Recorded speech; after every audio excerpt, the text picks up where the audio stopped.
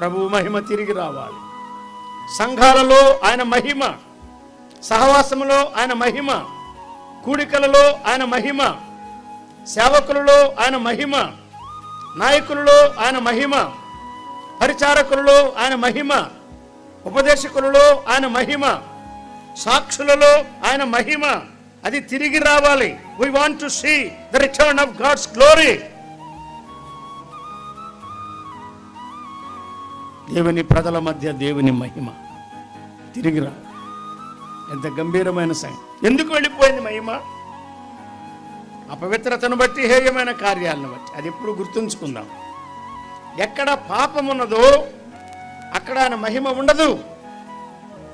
ఎక్కడ ఆయన భయం ఉన్నదో, ఎక్కడ పరిశుద్ధతకు విలువ ఉన్నదో అక్కడ ఆయన సన్నిధి, ఆయన ముద్ర, ఆయన మహిమ మనం చూడగలం.